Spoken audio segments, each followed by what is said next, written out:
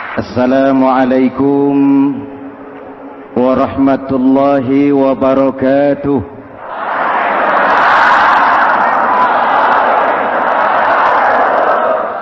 Alhamdulillah wassalatu wassalamu ala Rasulillah Sayyidina Muhammad ibn Abdullah wa ala alihi wa sahbihi wa mawalah, amma ba'du. Hadirin hadirat ma'asyiral muslimin yang saya cintai, Ramadan adalah madrasah, sekolah, tempat di mana kita banyak sekali belajar tentang hidup dan kehidupan, supaya kita lebih siap menghadapi hidup, supaya kita punya wawasan, supaya kita mampu melihat persoalan jauh ke depan, supaya kita tidak terjebak pada keuntungan sesaat tapi merugikan jangka panjang. Malam ini saya ingin mengajak kita semua melihat kurikulum Ramadan.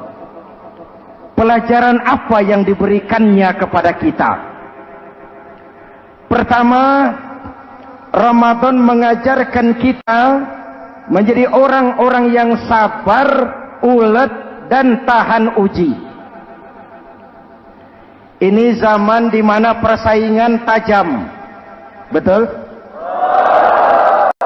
Jangankan jadi pejabat tinggi, jangankan jadi pengusaha sekarang ini, jadi kiai saja kalau tidak sanggup bersaing,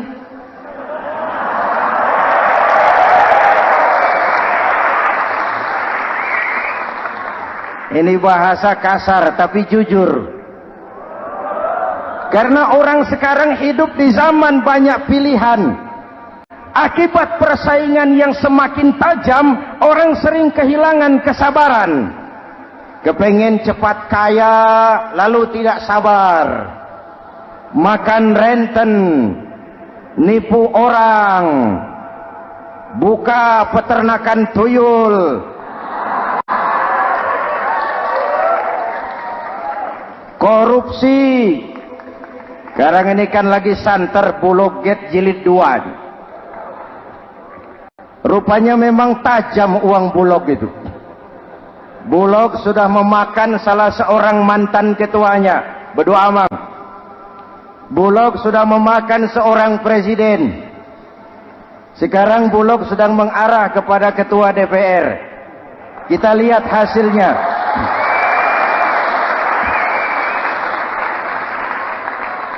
Tentu saja kita prihatin, karena kita tahu ekonomi kita sedang sulit. Hutang melilit leher. Tetapi pada sisi lain kita melihat enak saja uang mengalir puluhan miliar untuk sesuatu yang tidak terkait dengan kepentingan rakyat.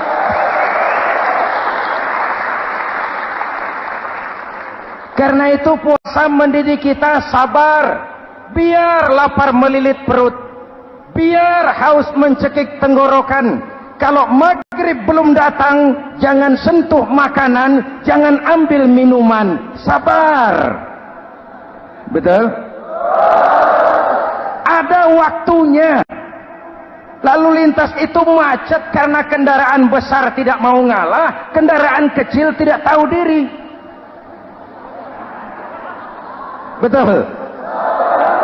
Antrian di pasar kacau karena yang sudah dapat nggak mau minggir, yang di belakang dorong-dorong. Betul? Dimanapun antrian kacau, Bung. Kalau yang sudah dapat mau dapat lagi, yang nunggu kelamaan, akhirnya dorong-dorongan, kacaulah kehidupan sosial. Puasa melatih kita sabar. Karena sebagai bangsa kita punya latar belakang sejarah. Kita ini bangsa yang ditempa oleh segala macam kesulitan. Kita 350 tahun dijajah Belanda, sulit. Setelah merdeka, kita dirongrong oleh berbagai macam pemberontakan, susah. Lalu PKI berontak, susah lagi. Lalu berdiri Orde Baru, lama-lama susah lagi. Orde Baru selesai, muncul reformasi, masih susah juga. Kita bangsa yang ditempa oleh kesulitan, bangsa yang tahan bantingan, bukan bangsa yang cengeng. Karena itu mari kita menjadi diri kita. Kita akan gagal kalau kita mau jadi orang lain. Kita akan gagal kalau kita hidup di bawah bayang-bayang orang lain. Jadilah kita diri kita sendiri. Sabar, ulet, dan tahan uji. Inilah kurikulum pertama dari pelaksanaan ibadah puasa. Sehingga dengan dibekali sifat sabar, kita bisa mengendalikan diri. Manusia hebatnya ya. Ayo kita banding-bandingkan. Malaikat, binatang, manusia. Malaikat tidak diberi nafsu, hanya diberi akal. Kalau malaikat tidak pernah salah, wajar. Jibril nggak pernah korupsi ayat. Ini ada ayat bagus, saya pakai sendiri saja ini. Tidak. Malaikat maut tidak pernah salah adres mencabut nyawa orang yang belum waktunya mati. Tidak pernah. Dan itu wajar. Malaikat makhluk tanpa alternatif. Secara instinktif dia diciptakan untuk taat. Sebaliknya binatang diberi otak tapi tidak diberi akal. Binatang hanya diberi nafsu. Kalau binatang tiap hari salah, wajar. Ayam, kalau sudah datang syahwatnya, tidak usah menoleh, ini banyak orang apa tidak? Betul. Kuda keliling kota, tidak pakai celana, tenang saja. Betul. Dan wajar, namanya juga binatang. Sedangkan manusia diberikan akal dan diberikan nafsu. Tiap hari terjadi perjuangan. Kadang akal menang, kadang nafsu yang menang. Ketika akal menang, kita lebih tinggi dari malaikat. Ketika nafsu yang menang, kita lebih rendah daripada binatang. Hadirin yang saya cintai, itu pelajaran pertama, sabar, ulet, tahan uji. Lalu pelajaran yang kedua, melahirkan sikap istiqomah, punya stabilitas temperatur batin, istilah sekarang. Soal istiqomah ini saya tidak akan menjelaskan pengertiannya, saya mau cerita saja. Mau dengar nggak? Ini tentang istiqomah. Dalam satu pertempuran, Jenderal Salahuddin Al-Ayyubi bersama tentaranya, tentara Islam, pernah mengalami kekalahan. Karena kalah, banyak yang ditahan jadi tawanan orang-orang kafir, beberapa perwira dan banyak ofsir. Tercatatlah ada 3 orang ofsir jadi tawanan raja kafir ini. Satu hari raja kafir musyawarah dengan perdana menterinya. Perdana menteri, saya tuan raja, ini tawanan Islam ini enaknya diapain? Kalau enaknya sih dibunuh saja tuan raja, selesai urusan. Soal bunuh sih gampang, perdana menteri. Maksud tuan raja, bujuk saja agar dia meninggalkan Islamnya, ikut ke agama kita. Nanti kita kasih hadiah. Begitu. Iya, baiklah. Besok saya sidang 3-3-nya. Besoknya ini 3 ofsir disidang di tempat terbuka langsung oleh perdana menteri. Mula-mula dipanggil ofsir pertama. Ofsir pertama, ya perdana menteri, sini. Baik. Kamu tahu kamu siapa? Tahu. Siapa kamu? Tawanan. Iya, kalau tawanan bisa diatur kan? Diatur bagaimana?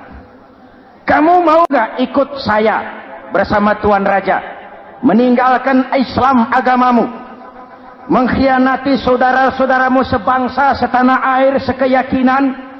Ikut dengan saya, tinggalkan Islam.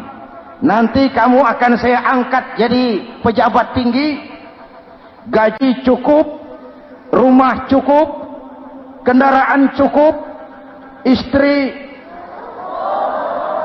cukup. Tapi kalau kamu menolak, kamu akan saya bunuh.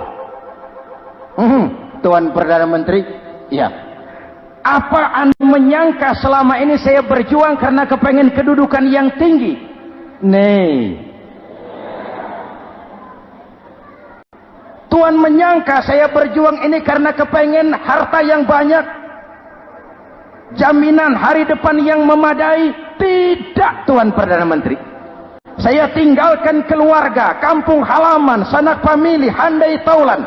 Saya jihad karena mengharap ridho Allah Subhanahu wa ta'ala. Tapi sekarang kamu tawanan kan? Itu resiko perjuangan. Kamu tidak mau meninggalkan Islam? Tidak. Kamu akan saya bunuh. Silakan.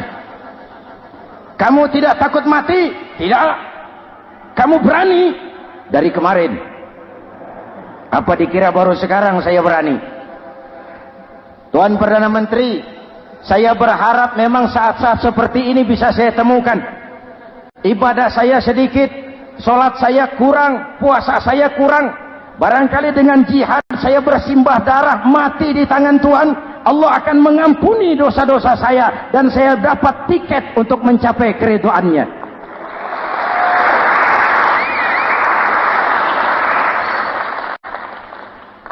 Gila kamu. Biarin. Kalau ini Tuan anggap gila, saya bisa berbuat lebih gila dari ini.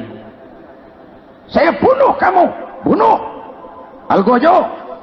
Dipancung. Dio. Ini terlepas kepalanya dari badannya. Menggeluntung kepalanya ke bawah. Jatuh bergelindingan. Itu kepala lepas dari badan. Ngaji. Baca ayat Quran.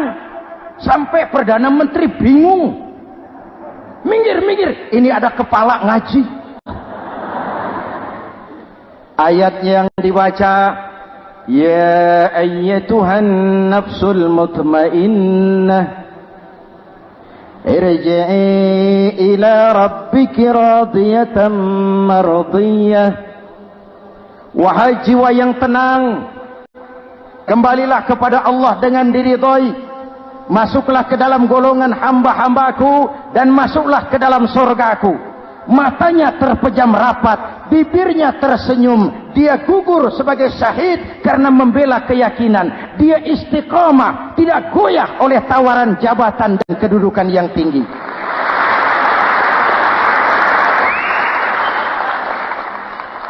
Perdana Menteri geleng kepala. Dasar orang Islam. Panggil officer kedua. Officer kedua. Ya, Perdana Menteri. Kamu sudah lihat temanmu yang barusan? Sudah. Mati kan? Mati. Kamu bagaimana?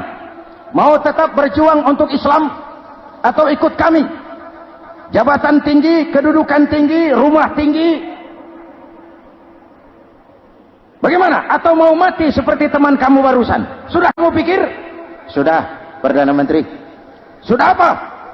Sudah, jangan banyak omong. Maksud kamu apa? Saya sudah tidak sabar mau nyusul teman saya yang barusan itu.